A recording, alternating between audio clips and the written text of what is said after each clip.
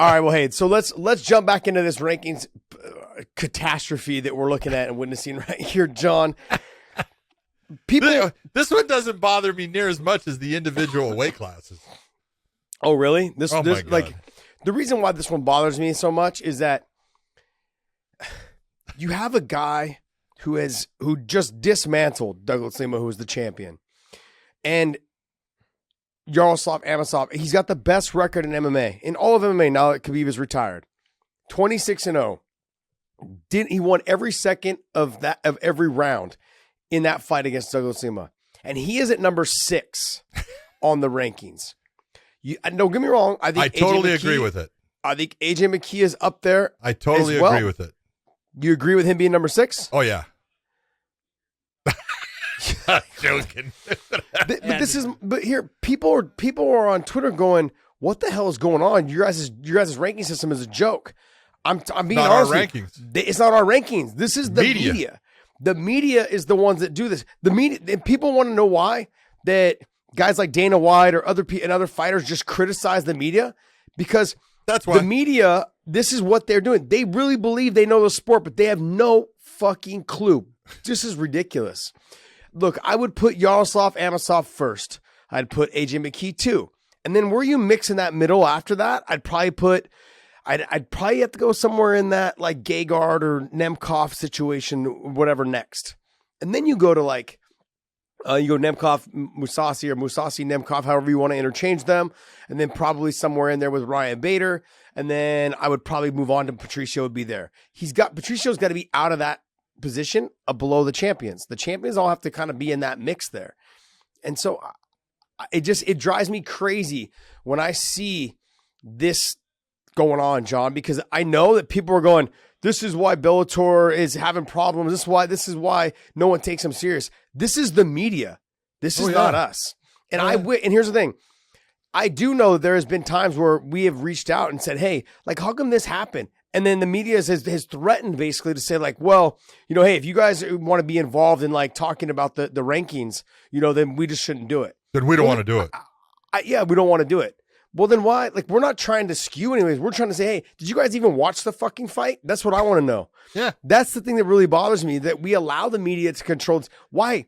The UFC controls their own. PFL will control their own. Like, who gives a shit? I get so sick of watching or like seeing this from the media and then us being criticized for it, like as if we had something to do with it. We actually took it out of our own hands. So we didn't get blasted, but yet we're still getting blasted. To be transparent and allow it to where we don't have any say in who is ranked where, we put it all within the media. Yeah, that's worked. Yeah, I just look at this at number 6. Mm-hmm. You people have lost your fucking minds. It's insane. It's crazy. What bothers me the most, John, is that it wasn't as if like the fight with Lima was close. He dominated that fight. Yeah. And that guy's beaten Rory McDonald. He's beaten all these other fighters, right? That were considered some of the best. And he's done everything he needed to do. Douglas Lima did. But Yaroslav Amosov destroyed him. I almost was like, God, I can't believe this is happening. I was shocked that the fight happened the way that it happened. I thought Lima would have more leg kicks. I thought Lima would have more strikes landed. I thought Lima would do a lot more damage on the feet that would make the fight more interesting as the fight went on. It was never close. No. It wasn't close at all. No. And then now you've got him ranked below below Nemkov. He's only 2 ranks above a guy that he beat 25 minutes every minute of the fight. He's ranked 2. There's one guy between them. You look. It's just the whole thing is. I look at it and it's like, all right, you obviously don't watch the fights or you don't understand the fights or something, because I'm okay if they leave. I'm okay with AJ McKee at number 1. If that's what you believe, that's okay. Based upon he's still undefeated too. And he did just have a fantastic performance throughout the featherweight Grand Prix. He put out Georgi Karhanyan. He comes back. He puts out Derek Campos. He puts out Caldwell, and he puts out Pitbull. Hey, you want to put him at number 1 because you think he's the best fighter in Bellator? Okay, I'm all right with it.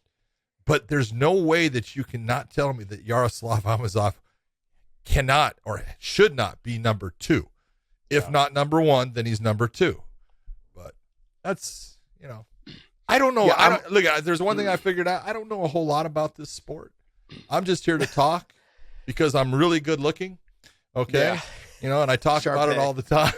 Shar-Peis are cute. They are. Shar-Peis are cute, man. Look, wrinkles. the only reason why I'd put, look, and here's the thing. Like I said, with you, I agree with you in terms of AJ McKee and Yaroslav. If you want to intermix them, I would put Yaroslav ahead based off that he is 26-0. But I mean, look, the other thing too is AJ's going to be around. Both of them are going to be around for a while. Yeah. And so the two of them being in that intermix doesn't bother me at all. And they both beat basically the pillars of Bellator. Yes. Patricio and Douglas Lima, the ones that have been here the longest, the ones that have the most fights, the most knockouts, most finishes, whatever it is. They've been the reigning guys for the longest time, and they both beat them. So however you want to put them at 1 and 2, but there's no way that conversation should be where he's at number 6. It shouldn't even be this is embarrassing to me. No. It really is. All right, so we ranted on all, but if people want to criticize and want to start attacking the media. Good. Criticize the media for not knowing what they're looking at or not watching fights. And these are the people that are writing articles that people think that they know what the hell they're talking about. They have no idea. It's embarrassing sometimes. Sometimes it's embarrassing. And so funny because they like to get on their little shows and they like to get on there in their articles and they like to write all this shit and they like to say how good they are but guess what? They don't know shit. They're just fans at home that decided to pick up a pencil and paper and write some shit down, or they put it, on a keyboard. That's it, man. It drives me nuts. None of them. Do you know any of them have ever fought? I don't know. Have any of them ever fought? I don't know any of them that have ever fought. I'm being majority of them do. There used to be. God damn, what was his name? He wrote a book. He actually fought because he fought with Forrest Griffin. He wrote a book too, though. By the way, no, that wasn't Grappling for Dummies or MMA for Dummies. That's not it. Grappling for Dummies was Frank Shamrock, wasn't it? Maybe it was. I thought it was Forrest had a book. Yeah, he got a book. I don't know. I just look at it and it's like you've got to realize what you're looking at when you watch Amosov fight.